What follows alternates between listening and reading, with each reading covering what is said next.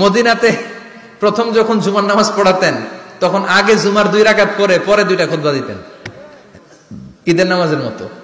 ঈদের নামাজে আগে কি 2 রাকাত পরে খুতবা, জুমার নামাজও ছিল এরকম, আগে 2 রাকাত নামাজ পরে খুতবা। বিশ্বনবী আগে 2 রাকাত নামাজ পড়িয়ে খুতবা দিচ্ছেন, তখন মদিনায় দুর্ভিক্ষ, খাবার দাবার নাই।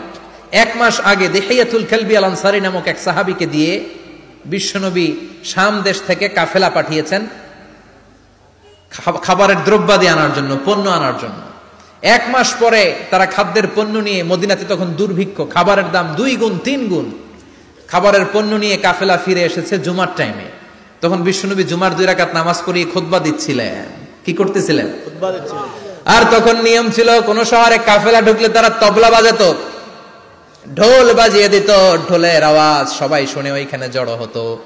যার যত পণ্য কিনা দরকার পণ্য কিনে নিয়ে চলে যেত।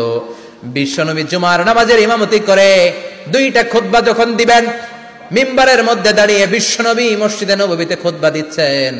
খুতবার মাঝখানে বিশ্বনবী তবলার আওয়াজ শুনতে পেলেন। কিসের আওয়াজ? বিশ্বনবী সহ সব সাহাবারা বুঝতে পেরেছে 1 মাস আগে দিহিয়াতুল কালবি শাম দেশে যেই কাফেলা পাঠানো হয়েছে, ওই কাফেলা খাবারের পণ্য নিয়ে মদিনার মধ্যে ঢুকেছে। এখন মসজিদে কানাঘুষা। কিছু সাহাবী বলে না না, বিশ্বনবীর খুতবা রেখে যাওয়া যাবে না। অনেকে বলে আমরা না গেলে মুনাফিকেরা সব পণ্য কিনে ফেলবে, আমরা খাবো কি? কেউ কয় বসে থাকি, কেউ কয় ল যাই। 2-4 জন ওঠা শুরু, সাথে সাথে ওনাদের পিছনে পিছনে বাকি সাহাবীরাও ওঠা শুরু। যেতে যেতে পেছন থেকে 1 কাতার, 2 কাতার, 3 কাতার, পুরো মসজিদে নববী খালি, মাত্র 12 জন সাহাবা ছাড়া।